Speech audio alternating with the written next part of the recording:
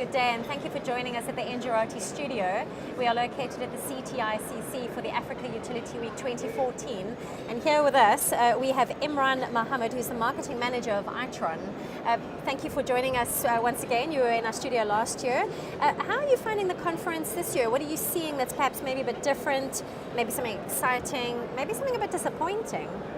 Yeah, I think it's one of the significant changes I've seen from last year is that obviously there's much more involvement in terms of the value chain. So not just focusing so much on metering.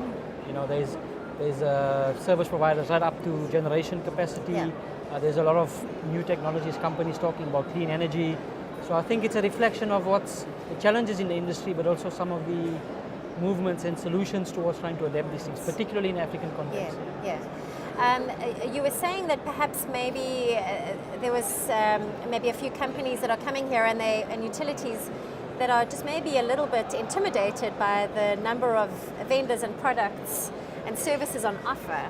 How can they overcome this? I mean, can you elaborate? And you were just discussing it earlier. Yeah, I mean, if I just take one topic, I mean, the buzzword in the industry is smart metering, and there's just so much around that and so much confusion. And if you walk around the stores, so many suppliers with different solutions.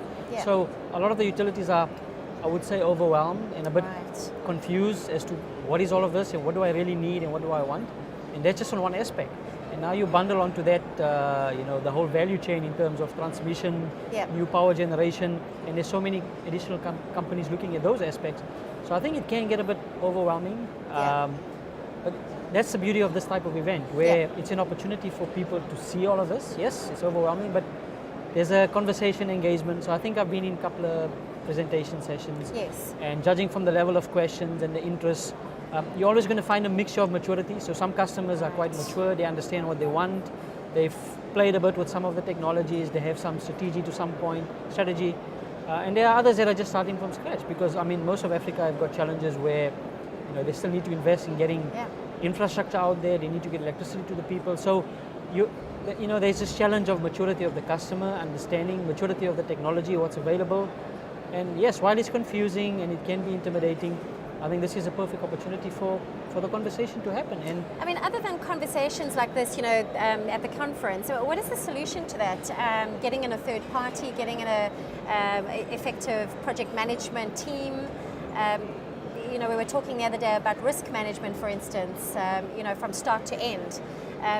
There does seem to be a need for a sort of a outsourcing that utilities should probably be considering to ensure that that confusion is not there, so that the right products are chosen for the specific needs, as well as avoiding risk as much as possible, from start to end.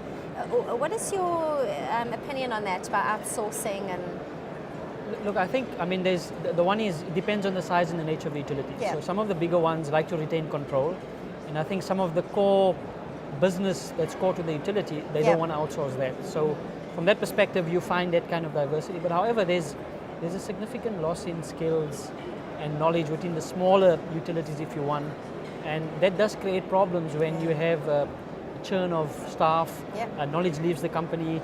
So I think there's a place for consulting and experts to actually help and guide these type of utilities. I think also on the bigger utilities where they like to retain control, certainly we're moving towards a digital age. There's big data. People are used to banking in the cloud, keeping your email in the cloud. So I think the concept of leaving stuff in the cloud is becoming more prominent from people on an individual basis. And I think that kind of idea can catch on to utilities, and there's something to be said about consulting companies, services, to actually help solve some of these problems. However, it's a fine balance between retaining control of what is core to my business and what is core to my bottom line versus what can I outsource. So I think there's definitely space for that. And maybe just to add on in terms of events like this and the confusion, I think there might be a need for more regular events within a year to have certain type of regular sessions, training sessions, to bridge that gap between understanding of what is all this puzzles I'm dealing with, and which ones do I choose for what I need? Absolutely. I was doing an earlier interview, and although the interviewee was enjoying the conference, apparently he was just saying that perhaps there could be more focus on a particular subject or a problem and that perhaps there could be regular meetings, or just to see how the progress is going with a particular challenge, or just to share more and to have to see that development, that closing in on that problem. It definitely sounds like more of this is needed, more sharing and more networking. Absolutely, and I think probably more focused ones. So you have an event like this that spawns a broad spectrum. Yes. But then you might have focus sessions on particular topics that are, like energy efficiency. Or independent power producers, clean energy, or smart metering. How do you do this for different utilities in their different level of maturity? So I think there's a need for sub-forums to spawn out of this kind of event. All right. Itron. Where does Itron find itself in energy development within the African continent? What are your focuses? What are your aims? What are your hopes? Okay, so I think Itron is quite well known in the global industry in terms of a solution provider for both electricity, water, gas, and our vision is really to provide energy efficient solutions to utilities and to end consumers. So I think with that, we're obviously a global player. But I think we find some common challenges both from Europe, US, and Africa. Yes. But I think we have to look at the African context where they're at a different level in terms of where they are. So to give you an example, there's a lot of talk about smart grids, smart metering projects deployed in the US and Europe, but they have let's say, access to electricity of in excess of 98, 99%. Africa, sub-Saharan Africa in general is sitting at 30%. So I think, with losses, there's investment needed, and at the same time, they're starting up from scratch, but they have the opportunity to leapfrog some of the pains and lessons learned. Absolutely. And I think that's why Itron is really using the know-how and the experience of what we've learned in, let's say, first world developed countries. Yes. But I think the important message is that Itron is well established in Africa. We're not new to Africa. We've been one of the founders of the prepayment solutions. We work well over Africa in terms of solving some of the real African challenges in terms of debt collection, electrification, prepayment solutions. And I think we're in a unique position to bring the best of what we've done outside the African continent. Yes. Understanding what is the local issues and challenges in Africa. Because they're all unique to various and adapt utilities it so and that countries. It works. Exactly. So basically one size won't fit all, basically. Absolutely. All right. With regards to the microgrid in South Africa, there does seem to be a trend towards it, especially for the sparsely populated areas. Where does this place, we are talking about smart grids and smart meters, but the guy who's, out in the rural areas, they use cooker tops. Smart meters and smart grids may not be the right option for them. And there's a lot of area like that within Africa. Where can Itron help?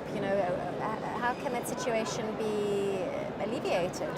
So I think, you're talking about capacity and doing microgrids. I think, as I said, it's a value chain. We're not into the, let's say, the grid production in terms of that, but we are a key component of the value chain. So I think in terms of getting additional capacity, microgrids, there's a lot of work happening by different companies. You're doing some good work to get electricity to the rural areas without the traditional, generation far away, So I think that's actually very exciting, but it does present some opportunities and some challenges. I think in Africa, we still traditionally have a lot of monopoly utilities who are used to managing the value chain from generation down. Exactly. And the grid stability is very important for them. Now, as you get these microgrids, which has got a good intention of setting up electricity to the rural areas, it creates a technical challenge in terms of how do you keep the grid stable. And I think that's where Itron has some experience in terms of the measurement, providing value-add analytics information to make sure that this migration and this addition or new way of bringing capacity to the grid, at least the information is there and available to see what's going on and to make the transition more smoother in terms of how you bring it on. That's on-grid. Now, let's go to off-grid. That's happening. And I've just read recently about a mine in Limpopo that's gone off-grid and using solar panels, not needing the utility. Energy storage, that's quite a big game changer. Do you see more big industries going this way, not just here in Southern Africa, but throughout Africa? Absolutely, and I think we in Cape Town, you talked about the mine in Limpopo, we've got the Vodacom offices here which are in Cape Town. Solar panels, It's very interesting to see how they've actually taken the initiative to kind of do their own generation using what's available. Now, are they completely off-grid, or do they... My understanding is that in terms of capacity, based on previous history, they actually generate what they need, but they're also growing. Right, yes. So I think that's the technical challenge I talk about. You Right. can't be completely off-grid, Yes. but at some point you need to connect. Okay. But I think more and more of this needs to happen because of the supply capacity And it's a issues. win-win situation. I mean, that could benefit both the utility and the consumer, because the consumer, if you're on grid, there could be an earning potential there from both sides, energy and monetary value. So, And I think the increasing cost of electricity in South Africa and Africa, the tariff increases regulated by NERSA, and people are starting to feel the pain in the pocket. absolutely. And I think there's probably a case to be made for larger industries and larger commercials to start deploying this type of technology. I think the cost is coming down, the reliability is getting better. Sustainability, energy efficiency.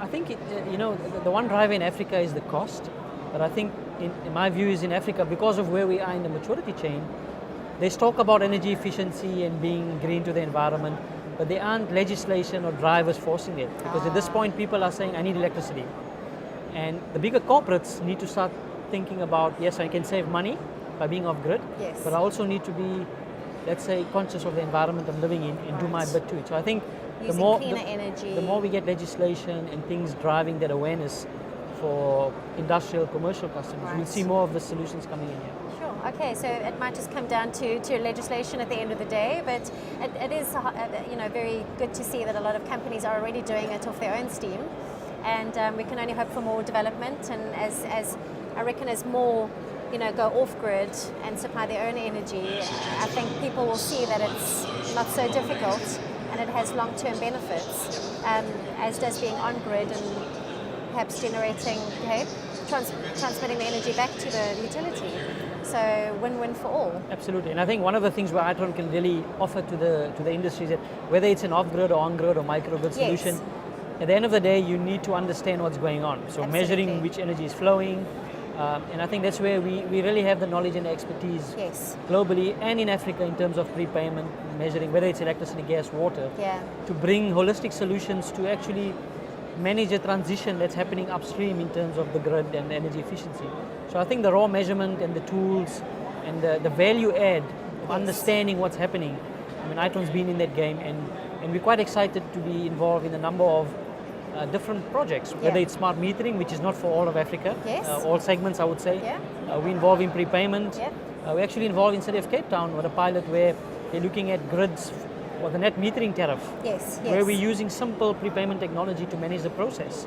So I think it's very exciting for us that we have this know-how and the solutions. Absolutely. We can adapt it to the changing needs of what's happening in the utility space. And that's what it's all about, moving with the trends. Well, thank you very much for joining us. I could go on for another hour, but we'll have to catch up afterwards. But enjoy the rest of the conference, and I hope you gain much success out of it. Hope you enjoy the rest of it. And to our viewers, thank you very much for joining us.